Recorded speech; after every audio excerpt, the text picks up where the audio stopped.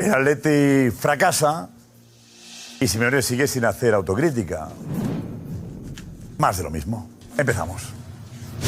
Que es imposible, que es imposible que se autoconvenza el mundo en general, que vendéis una película aquí de ficción que no existe, que no existe, que el Atlético de Madrid no tiene plantilla para competir al Barça de Madrid. No la tiene, ni al City. Que no critique nadie a Simeone, entonces bastante Simeone. Es que si se va Simeone, el Atleti acaba séptimo. No sé. Séptimo o sexto. Todo el mundo está diciendo que la teoría de la marcha de Simeone va a beneficiar al Atleti. El Atleti acaba sexto. Decidme la plantilla que tiene el Atlético de Madrid. Con todo el cariño, el fichaje flamante de este año es Alex Baena. ¿Sabes con qué todo pasa, el cariño, Juanfe? pedazo de futbolista, Este suplente año, de la selección española. Juanfe, espera. El año pasado, el Atlético de Madrid este año ha renovado al Lenglet, que es un desecho del Barça. El año pasado Simeone pide 5 fichajes, de los cuales solo le traen uno, Julián Álvarez. Pidió a Dovic, no se lo trajeron a Sorloth. Pidió a Kanté, no se lo trajeron, le trajeron a Gallagher. Pidió a Hanco, no se lo trajeron a Lenormand. Pidió a Laporte, no se lo trajeron al Lenglet. Todos son internacionales. Por lo tanto, vamos a echarla al suelo. Decía María, una liga. Si es que es un milagro que Simeone y el Atlético de Madrid le ganen una liga al Barça de Madrid. Para que el Atlético gane una liga, tiene que hacer una temporada desastrosa al Barça de Madrid, porque por plantilla es imposible. Imposible. Que tienen que competir más. Que tienen que competir más. No hay debate. ¿Y qué? Dime la plantilla. ¿Cuántos jugadores del Atlético de Madrid son titulares en el Barça? Julián Álvarez. Ninguno más. Ninguno más. No sé, Del Real Madrid. Dime a quién quitas del Real Madrid para poner a un jugador del Atlético de Madrid. ¿Cuántos conocías hace un año? No, me da igual, Josep. Me da igual. Lo has sacado de abajo. Me da igual. ¿De abajo quién? Todos los jugadores del Atlético de Madrid son internacionales. Y el resto, los 40 goles de Lewandowski, ¿dónde los ha sacado? En los últimos años, que Ter Stegen ha sido uno de los ¿Por qué mejores. Griezmann está como está? ¿Quién tiene la culpa? No, Josep, que sí. ¿Quién tiene la culpa? Fenomenal. El entrenador. ¿Quién tiene la culpa? El entrenador. El entrenador. Y el preparador físico que ha tenido el Atleti en los últimos años. Que este año ha sido el año que menos ha jugado Griezmann. Casualidades de la vida. No, ha caído a mitad de yo lo que digo es que ha hecho una primera vuelta de 16 goles y una segunda vuelta de un gol. Ha caído a mitad de temporada. Que no es un baja forma. No es una baja forma. Pero esto no se queda corto, ya que los jugadores y Simeone también hablaron, como vemos aquí a Griezmann. El árbitro que a veces pues tienen sus fallos y van a fallar y volverán a fallar. Pero no nos tenemos que concentrar en eso, sino en qué podemos mejorar, en qué tenemos que hacer para ganar los partidos y intentar enfocarnos solo en el partido y no en el árbitro. Y yo creo que ahí pues será mucho trabajo que haremos. Obviamente yo creo que todo el mundo puede mejorar, nosotros, los árbitros, todas las competiciones que hay, pero no hay que mirarse y ver que hay veces que no estamos al nivel. Y Simeone decide echarle la culpa al árbitro. La frustración de no haber podido pasar, hacer 6 puntos en el grupo no era malo, pero bueno, al final terminó condenándonos el partido con el París, donde cualquier decisión siempre nos perjudicó. En el partido de hoy creo que en el primer tiempo tuvimos situaciones para poder adelantarnos. Estuvo el penal ese que revisó una jugada anterior para que no cobre el penal que fue.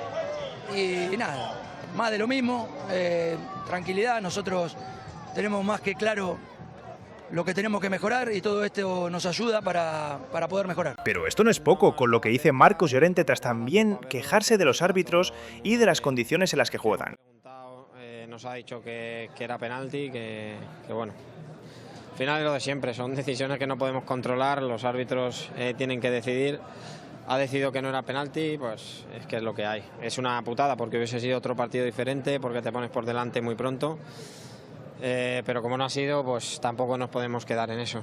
Marcos, que le ha faltado a este Atleti haciendo un poco de resumen, autocrítica en lo que ha sido este torneo. Bueno, yo creo que ha habido cosas buenas. Lo que he dicho antes, nos ha penalizado mucho el partido. El partido del París, jugar con uno menos. Ahí al final, con el calor que hacía, siendo el primer partido, pues al final estábamos muy cansados y dejando muchos espacios, y el París pues nos pudo hacer 2 goles. Ese tipo de cosas. Es un partido que pueden, aunque nadie se lo esperaba, pueden pasar estas cosas, que hay un triple empate de 6 puntos y al final en el primer partido pues igual hay que estar un poco más con la cabeza sabiendo que pueden pasar estas cosas. El Atlético de Madrid llegaba al Mundial de Clubes con grandes expectativas. Era la primera vez en casi una década que el conjunto rojiblanco participaba en este renovado formato, que reunía a los campeones continentales y algunos invitados de peso. Sin embargo, lo que debió ser una celebración terminó en un desastre que aún retumba en la capital española. El equipo dirigido por Diego Pablo Simeone fue encuadrado en un grupo complejo, pero no inabordable. Sus rivales, el campeón asiático, el Al Hilal saudí, un sorprendente nacional de Uruguay, y el Seattle Sounders de la MLS. La afición, aunque cauta, confiaba en que la experiencia y solidez táctica del equipo les permitiría avanzar a la siguiente fase. Pero desde el primer partido, todo comenzó a desmoronarse. El debut contra Nacional fue un aviso. A pesar de adelantarse en el marcador con un gol tempranero de Julián Álvarez, el Atleti no supo cerrar el partido. Los uruguayos empataron en el minuto 87 tras un error en la salida de balón, y el encuentro terminó 1-1. En rueda de prensa, Simeone fue claro: tuvimos el control, pero no lo supimos transformar en ventaja. El segundo encuentro contra el Al Hilal fue todavía peor. El equipo saudí, liderado por Neymar y un bloque bien trabajado tácticamente, superó al Atlético tanto en posesión como en intensidad. El 2-0 final desató los primeros signos de crisis. La prensa española comenzó a cuestionar el estado físico de jugadores clave como Griezmann y Koke, así como la validez de la planificación deportiva del club. El último partido frente al Seattle Sounders era una final anticipada. El Atlético necesitaba ganar por 2 goles de diferencia y esperar un empate entre Al Hilal y Nacional. Los rojiblancos cumplieron solo la mitad de la misión. Ganaron 1-0 con un gol agónico de Riquelme, pero el otro resultado no les favoreció. El empate entre los otros 2 equipos les condenó al tercer lugar del grupo y a una eliminación prematura indigna para un club de su estatus. Los días siguientes fueron una tormenta mediática. La eliminación no solo dejó al Atlético fuera del torneo, sino que destapó todas las fisuras internas que durante años se habían cubierto con resultados decentes en Liga y clasificaciones europeas.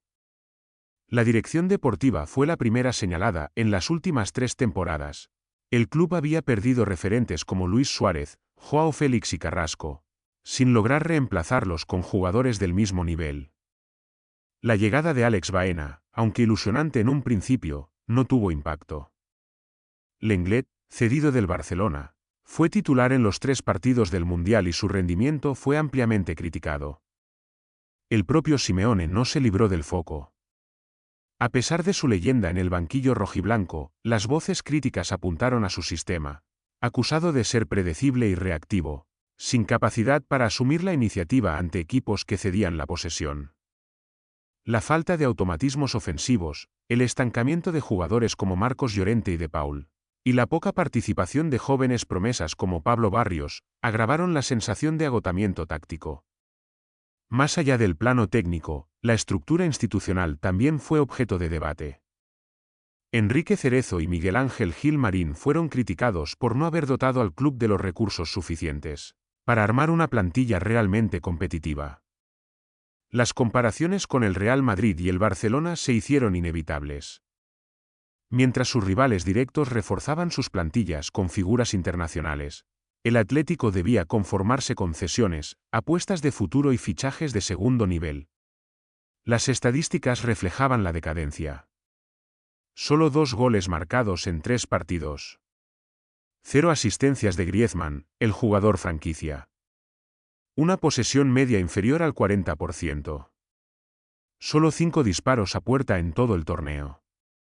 Datos que hablaban por sí solos. En los medios, el debate giraba en torno a una pregunta central. ¿Había tocado techo el ciclo de Simeone?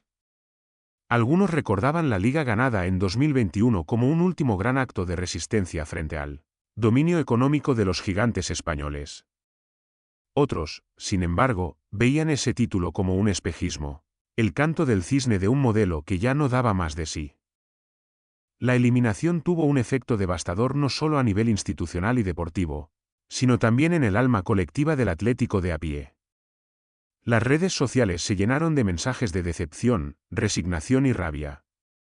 La hinchada colchonera, famosa por su fidelidad inquebrantable incluso en las épocas más oscuras, comenzaba a mostrar síntomas de desgaste emocional. Los foros de seguidores, Las tertulias independientes y los programas de análisis recogían un sentimiento común: algo se había roto. No se trataba solamente de un fracaso puntual.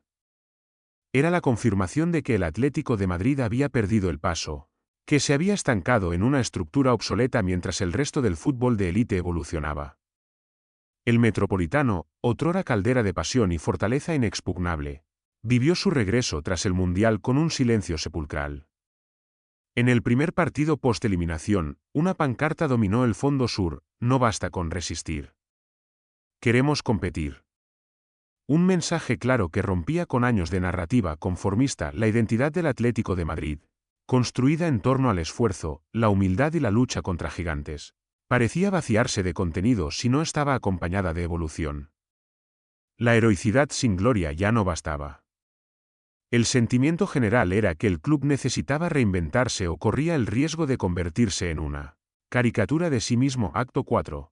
Los efectos económicos del FRACAS o la eliminación temprana también tuvo consecuencias financieras importantes. El Mundial de Clubes prometía ingresos considerables por derechos televisivos, patrocinio y taquilla. La clasificación a rondas finales habría reportado al club entre 12 y 18 millones de euros adicionales, fundamentales en un contexto de restricciones presupuestarias y fair play financiero. El golpe económico comprometía parte de la planificación para el mercado de fichajes del verano siguiente. Jugadores clave como Jan Oblak o Rodrigo de Paul quedaban ahora en la cuerda floja. Las ofertas que llegasen por ellos serían evaluadas no solo en función de su rendimiento deportivo, sino también de su impacto en las cuentas. Además, el prestigio de marca del Atlético también se vio afectado. El club, que llevaba años tratando de posicionarse como el tercer grande del fútbol español y una potencia global, volvía a ver dañada su imagen. El retroceso en el ranking UEFA, el impacto en la percepción mediática internacional, y la desilusión entre sponsors como Plus 500 y Hyundai, generaban una tormenta perfecta. Todas las miradas, inevitablemente, se dirigieron hacia Diego Pablo Simeone. El técnico argentino, que había cambiado la historia reciente del club con 2 ligas, una Copa, 2 Europa League y una final de Champions, enfrentaba el momento más delicado de su era. Simeone, consciente de la presión, mantuvo un tono sereno ante la prensa. Cuando llegué, el club peleaba por no descender. Hoy se le exige ganar cada competición. Eso habla del camino recorrido.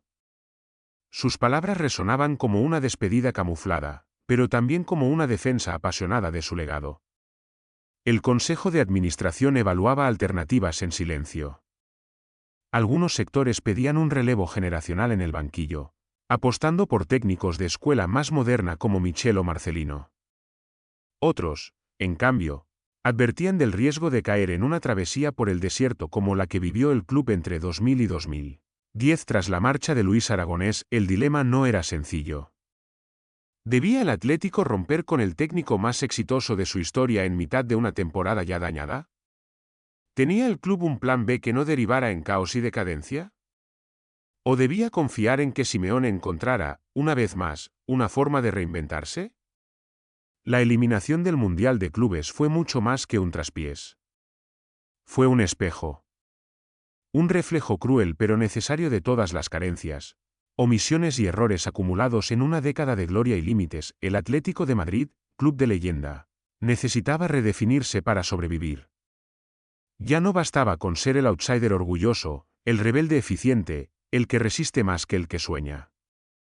Los tiempos habían cambiado. El fútbol exigía evolución, profundidad de plantilla, flexibilidad táctica y gestión institucional moderna. Quizá el fracaso mundialista fuese el punto de inflexión. Quizá, como en otras épocas oscuras de su historia, el Atleti supiese convertir la decepción en impulso. Pero para ello haría falta más que romanticismo.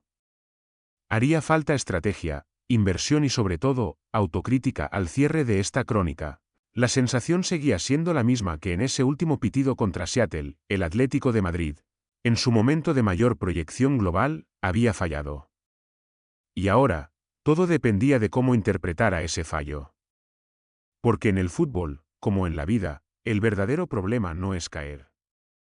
Es no saber hacer autocrítica.